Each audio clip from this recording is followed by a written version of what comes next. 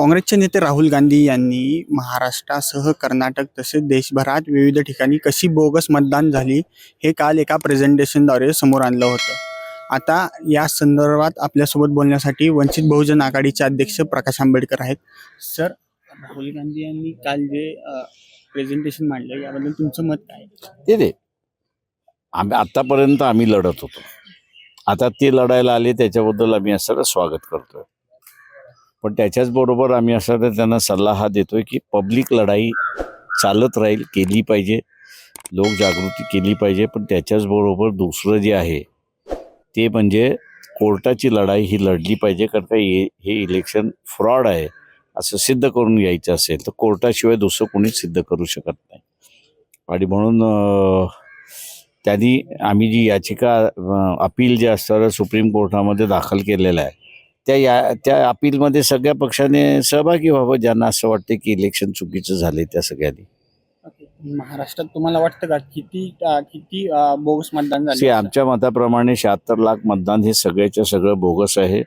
का RTI मध्ये त्यांनी आम्हाला असं लिहून दिलंय की या 76 लाखाच्या संदर्भात आमच्याकडे कुठलाही पुरावा नाही, कागद नाही, वर्तमान पेपर्स नाही आणि रेकॉर्डही नाही।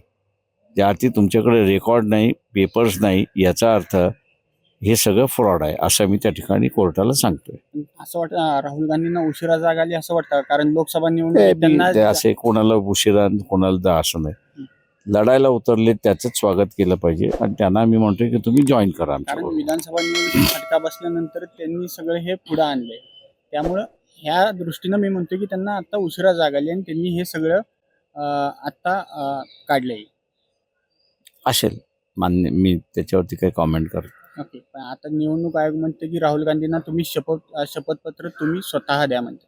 आता ते देतील न देतील ते आपण वाट बघितली पाहिजे। पण राहुल गांधी म्हणले की मी स्वतः शपथपत्र आहे, मी जे प्रेझेंटेशन मांडले त्याच्यानुसार तुम्ही काय कारवाई करायची ते करा। हा एक लक्षात घ्या की मोदीने मध्यंतरी हे जे कोणाकडून तरी शपथ ग्रहण करायचं असं जे आहे त्याच्यात दुरुस्ती केली आहे। त्यांनी असं म्हटलं सेल्फ अटॅस्टेशन त्यांनी केलेलं आहे। राहुल गांधी असं म्हणतात ते मी जे म्हटले ते सेल्फ अटॅस्टेशन आहे, त्याच्यामुळे तुम्ही ते गृहीत धरा आणि हे करा। आता इलेक्शन कमिशन मोदींचा हा निर्णय मान्य करणार की न मान्य करणार हा त्याच्यातला भाग आहे। राहुल गांधींनी जेव्हा निवडणूक आयोगावर आरोप केले तेव्हा निवडणूक आयोग उशिरा उत्तर देतं, पण नाही, त्याच्या आधी भाजपचे नेतेच राहुल गांधींवर टीका करायला पुढे येतात। मी त्याच्यावर नाही बोलत। पण थँक्यू, चला, थँक्यू।